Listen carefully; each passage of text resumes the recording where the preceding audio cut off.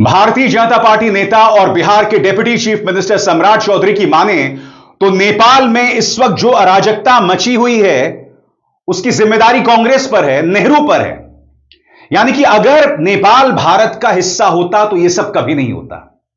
यहां पर दो चीजें सामने उभर कर आती हैं। पहली बात, हर चीज का दोष नेहरू पर मत दो, और दूसरी बात, नेपाल का अपमान। मैं आपसे एक सवाल पूछना चाहता हूं। नेपाल में इस वक्त उथल पुथल है, वहां पर अराजकता का दौर है, वहां का युवा सड़क पर है, भ्रष्टाचार को लेकर वो अपनी आवाज बुलंद कर रहा है, भ्रष्टाचार के खिलाफ अपनी आवाज को बुलंद कर रहा है। मगर भारतीय जनता पार्टी के नेता क्या कहते हैं कि नेपाल अगर भारत का हिस्सा होता तो यह नहीं होता। मैं आपसे एक सवाल पूछना चाहता हूं, क्या एक संप्रभु राष्ट्र यह सुनना चाहेगा?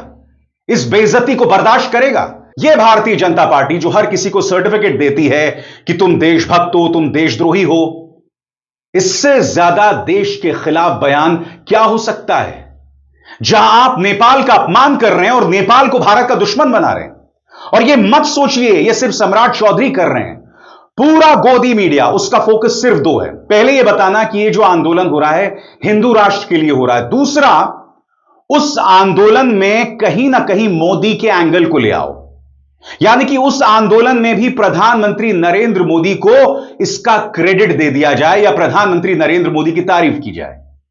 इस सब की चर्चा मैं करूंगा पूरे प्रमाण के साथ, क्योंकि गोदी मीडिया और भाजपा जो कर रहा है वो राष्ट्रहित में नहीं है। दोस्तों, नेपाल की जनता में नाराजगी पैदा करना है भारत के खिलाफ, और यह राष्ट्रहित कभी नहीं हो सकता। सबसे पहले सुनिए बिहार के डिप्टी चीफ मिनिस्टर सम्राट चौधरी को, जो दोष मढ़ रहे हैं पुरानी सरकारों पर, और यह भी कह रहे हैं कि नेपाल अगर भारत का हिस्सा होता तो यह सब नहीं होता।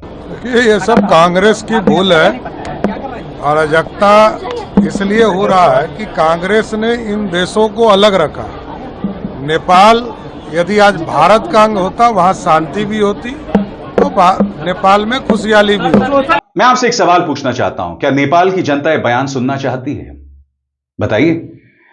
नेपाल के लोग जो हैं वो इस वक्त एक बहुत ही निर्णायक दौर से गुजर रहे हैं। भारत का कर्तव्य होना चाहिए कि हम अपने तजुर्बों से उन्हें एक सकारात्मक दिशा प्रदान करें।